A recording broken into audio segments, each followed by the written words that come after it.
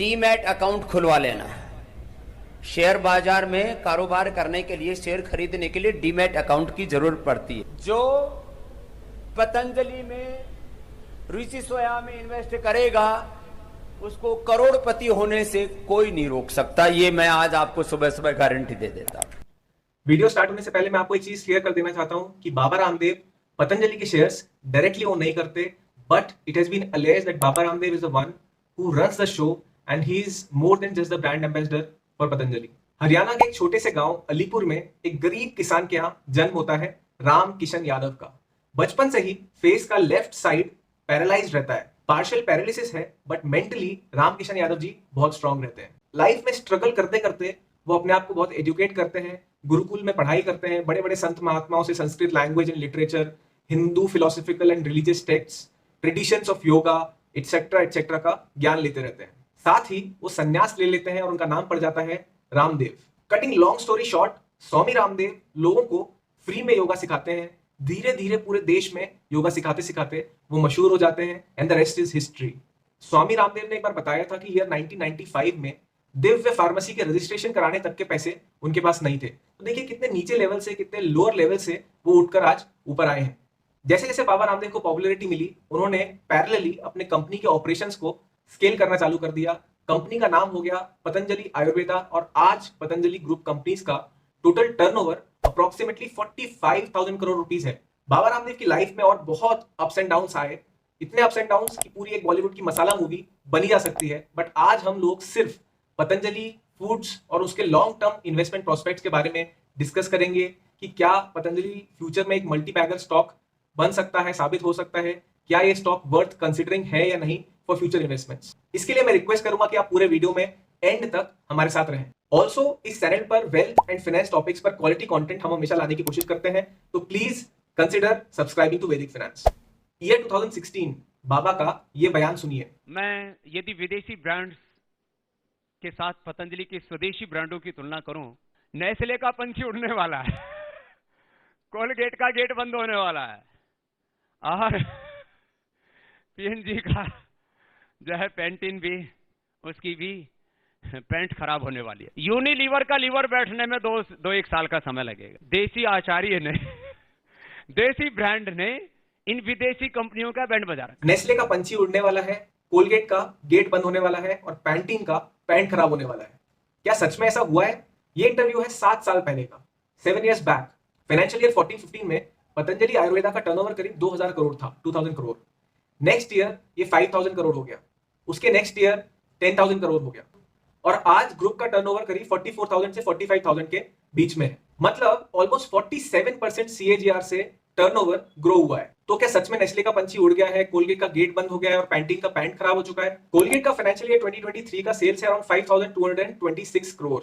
Nestle का financial year 2023 का sales है around 16,789 crore rupees. Patanjali group का है अराउंड 45,000 करोड़ रुपीस। इन सारी ही वैल्यूज को हमने राउंड ऑफ कर दिया है फॉर इजी अंडरस्टैंडिंग। पैंटीन के मैन्युफैक्चरर पीएनजी के ईयरली रिजल्ट्स अभी तक डिक्लेयर नहीं हुए हैं, बट हम अगर पिछले साल के रिजल्ट्स को देखें तो पतंजलि ग्रुप ऑलरेडी पीएनजी से बहुत आगे है। सो आपने देखा सेल्स टर्नओवर के मामले में इन सभी कंपनी से पतंजलि आगे निकल चुका है। अब बचा HUL। बाबा जी ने 2016 में कहा था कि HUL के लीवर को बिठाने में 2 से 3 साल लगेंगे। ये बाबा जी ने कहा था 2016 में, 2016 में। बट हिंदुस्तान यूनिलीवर का 2023 का latest turnover around 60,580 crore rupees है, 60,000 रुपए से भी ज्यादा। यानी 2016 से 2023 हो गया है और पूरे 7 साल निकल गए हैं, लेकिन बाबा जी अभी तक यूनिलीवर का लीवर बिठा नहीं पाए। ये स्वामी रामदेव जी का 2018 का बयान सुनिए। 2020 तक, अभी 18-19 तो अभी खत्म हो जाएगा, 19-20 19-20 में यूनिलीवर से ज्यादा टर्नओवर पतंजलि का होगा। ये आज का स्टेटमेंट नोट कर लेना आप। यही मुझे सुनना था। But taking no credits away from him, 45,000 crore rupees का टर्नओवर कर देना और वो भी बिल्कुल एकदम जीरो से स्टार्ट करना और नंबर 2 प्लेयर बन जाना is no less achievement. Hindustan Unilever को इंडिया में जड़ जमाए 90 ईयर्स से भी ज्यादा हो चुके हैं, उसको बीट करना इज नॉट दैट इजी। थोड़ा सा मैं आपको यूनिलीवर के बारे में ब्रीफ कर दूं जिनको पता ना हो। यूनिलीवर एक ऐसी कंपनी है जो जहां जाती है, जिस कंट्री में जाती है, जिस देश में जाती है, उस देश का नाम रख लेती है ताकि वहां के जो लोकल लोग हैं उनको ये लगे, उनको ये भ्रम हो जाए कि एक इंडिजिनस कंपनी है, एक देसी कंपनी है, और आप उस कंपनी का प्रोडक्ट खरीदने लग जाते हैं। अगर आप गूगल करेंगे तो आप देखेंगे ये एक ब्रिटिश कंपनी है जो कि 190 देशों से भी ज्यादा जगह मौजूद है। आप अगर गूगल करेंगे तो आपको मिल जाएगा Unilever Pakistan, Unilever Sri Lanka, Unilever Ghana, etcetera etcetera, ये सब आपको दिख जाएगा। रिसेंटली पेरेंट यूनिलीवर ने इंडियन सब्सिडरी HUL की रॉयल्टी का अमाउंट को बढ़ाकर 3.45% ऑफ द टर्नओवर कर दिया था, जिसका काफी क्रिटिसिज्म हुआ था। लोगों को बेवकूफ बनाकर लूट नहीं है तो क्या है, आप बताइए। पब्लिक लिमिटेड कंपनी से खुलेआम पैसा लूटा नहीं जा रहा, सिर्फ इसलिए कि आपकी 66% वहां पर शेयर होल्डिंग है। मुझे आप बताइए यूनिलीवर ब्रांड से HUL को क्या फायदा हुआ है, किस चीज के लोग रॉयल्टी मांग रहे हैं। पहले तो जब लीरिल का ऐड आता था तो आपको याद होगा नाम में यूनिलीवर भी नहीं लिखा होता था, सिर्फ हिंदुस्तान लीवर के नाम से ये कंपनी चलाते थे। ये ईस्ट इंडिया कंपनी से कम है क्या? एनीवे, पतंजलि भले ही HUL को बीट नहीं कर पाया लास्ट 7 इयर्स में, बट बाबा जी ने अब एक नया टारगेट दिया है 2025 का, और जिस हिसाब से उनकी ग्रोथ हो रही है, इट इज क्वाइट पॉसिबल कि वो जल्दी आगे निकल सकते हैं। बाबा जी का ये फुटेज देखिए। शांति की क्रांति की एक नई नजीर हमने पेश की है, और आज ग्रुप टर्नओवर पतंजलि का 44 से 45 हजार करोड़ के आसपास जो पहुंचा है, और अभी एक ही ब्रांड हमसे आगे बचा है, खाली यूनिलीवर।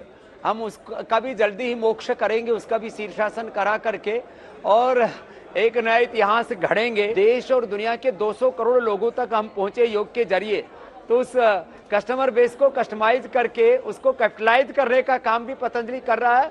मिडिल क्लास तक हम पहुंच चुके थे, मासेज तक पहुंच चुके थे, और क्लासेज में भी हमारी धाक थी, लेकिन अब हम प्रीमियम के ऊपर ज्यादा जा रहे हैं, जिससे कि 2 फायदे होते हैं। एक तो कंपनी को चलानी भी आसान रहता है, और उससे जो इन्वेस्टर्स होते हैं उनको भी ज्यादा बेनिफिट होता है। तो क्लासेज और मासेज को दोनों का हमने संगम करवा दिया। ऐसा लगता है बाबा जी को अब समझ में आ गया है कि प्रीमियम सेगमेंट में एंटर किए बिना उनको ब्रेक थ्रू नहीं मिलेगा। एंड HUL को अगर शीर्षासन सही में करवाना है तो प्रीमियम सेक्टर में, प्रीमियम सेगमेंट में एंटर करना ही पड़ेगा पतंजलि को। मासेस से काम नहीं चलेगा, क्लासेस और प्रीमियम सेगमेंट में जाना ही पड़ेगा। इसलिए अब ये लोग प्रीमियम प्रोडक्ट्स पर ज्यादा ध्यान दे रहे हैं। Ragi cookies, dry fruits, wide range of nutraceutical products etcetera etcetera market में आ रहे हैं, न्यूट्रेला और पतंजलि के ब्रांड्स के अंडर।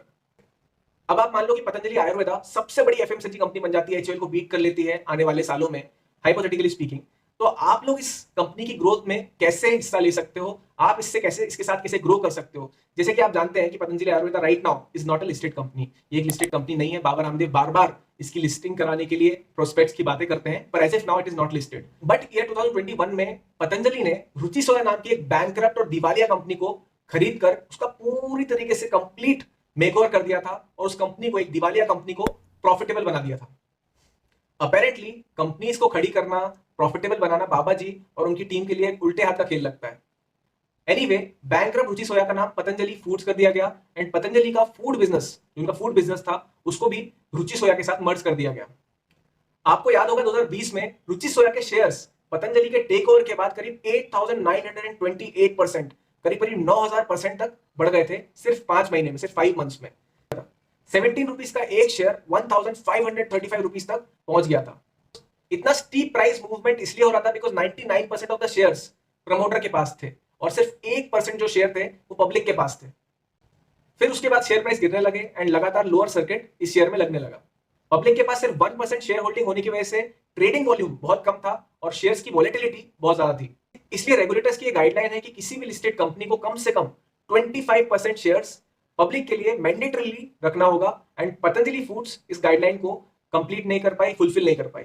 सेबी की गाइडलाइन इसलिए है बिकॉज अगर ऐसा नहीं होगा तो स्मॉल इन्वेस्टर्स का जो इंटरेस्ट है वो हर्ट हो सकता है, क्योंकि मेजॉरिटी होल्डिंग अगर प्रमोटर के पास रहेगी, अगर मेजॉरिटी चंक उनके पास रहेगा, तो वो प्राइस को कैसे भी मैनिपुलेट कर सकते हैं, ऊपर नीचे कर सकते हैं, और इस वजह से स्मॉल इन्वेस्टर्स का इंटरेस्ट इसमें हर्ट हो सकता है, उनका वेल्थ डिस्ट्रॉय हो सकता है नेसेसरली।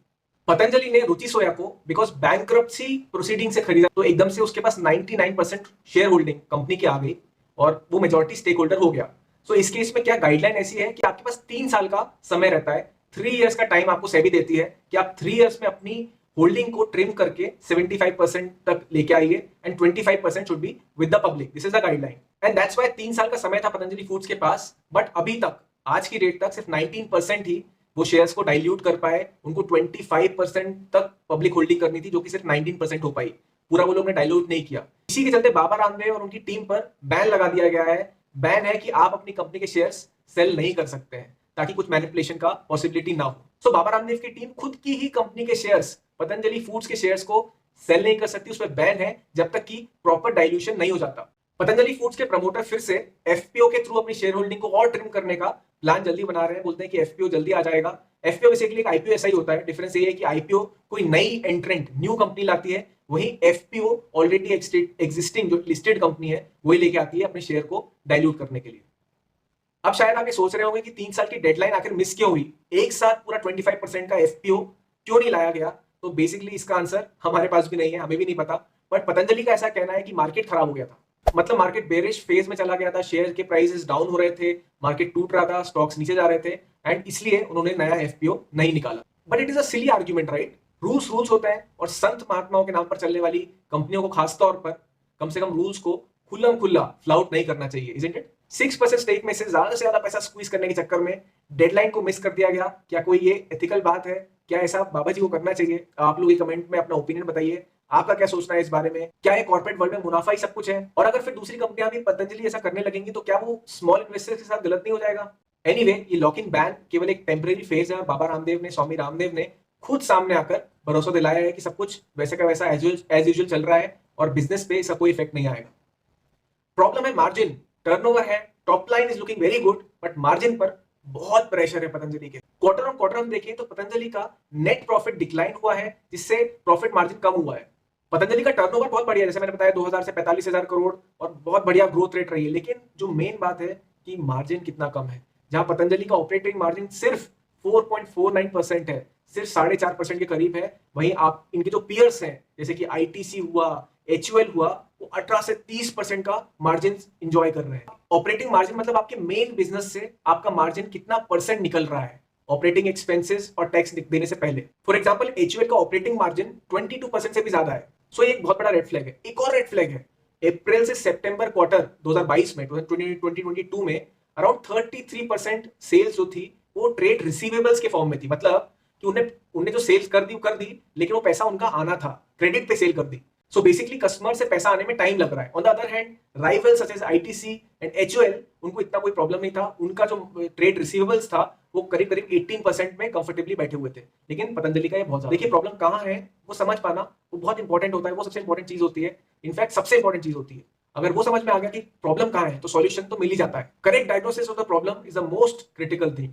लगता है बाबा जी को वो समझ आ गया है, तभी वो प्रीमियम की तरफ बढ़ रहे हैं। प्रीमियम प्रोडक्ट्स के साथ मार्केट में एंटर कर रहे हैं with ragi cookies, dry fruit and wider range of nutraceutical products. अब देखिए, जैसे ये वे प्रोटीन पाउडर आ रहा है पतंजलि का, अभी लॉन्च हुआ है आइसोवेदा नाम से। यहां मार्जिन बनेगा 6,800 इसकी एमआरपी है और करीब 5,500 में अभी ये आपको मिल रहा है। अब ये ऐसी कैटेगरी है जहां पर भरोसा होना बहुत जरूरी है। जो लोग वे प्रोटीन लेते हैं, जो लोग जिम जाते हैं, उनके लिए सबसे इंपॉर्टेंट ये चीज होती है कि जो हम प्रोडक्ट ले रहे हैं वो असली है या नहीं है। तो इसका जो पतंजलि का जो ठप्पा है, एक स्टैंप है, वो यहाँ पर एक कॉन्फिडेंस 100% लेके आया। And I genuinely think that now he has hit the nail on its head.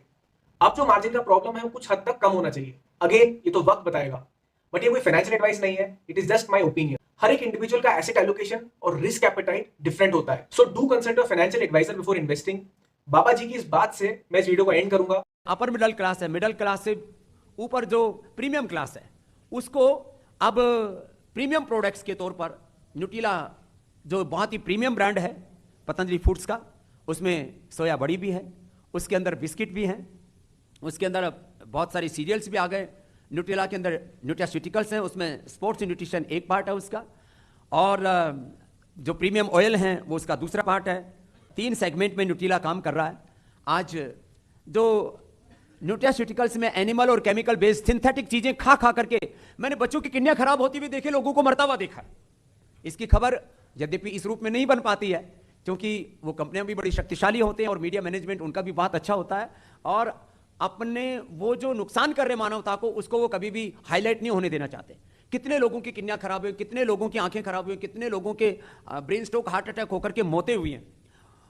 हमने न्यूट्रिला आइसोवेदा, न्यूट्रिला वे प्रोटीन 100% नेचुरल, प्लांट बेस्ड और मिल्क बेस्ड ये प्रोटीन, और उनकी efficacy chemical animal based synthetic nutraceutical से ज्यादा है। ये हमने साइंटिफिकली प्रूव करके दिखाया। चाहे वो प्रोटीन पाउडर्स है, चाहे वो विटामिन है, चाहे वो ओमेगा है, चाहे अभी हमने टेस्टो बूस्टर, जो टेस्टोस्टेरोन जो मेल हार्मोन्स हैं उनको प्राकृतिक तरीके से योग के साथ साथ आहार के तौर पर भी उनको किस तरह से उभार करके व्यक्ति के जब पौरुष को और जगाया जाए, ऐसे ये सारे के सारे नेचुरल प्रोडक्ट्स और उसकी नई रेंज, प्रीमियम रेंज आज हम यहाँ पर पूरे देश के लिए लेकर के आए, क्योंकि न्यूट्रास्यूटिकल्स में करीब करीब 99% MNCs का कब्जा था, वो कब्जा भी, वो अतिक्रमण भी हमें हटाना है। इसके साथ साथ सारे vitamin D, B12, calcium, iron, omega और कोलेजन पाउडर जो मछली और सुअर के चमड़ी को रगड़ के घोट करके तैयार करते थे, उसकी बजाय हमने फ्लैक्स सीड से, सिबकथोर्न से तैयार किया।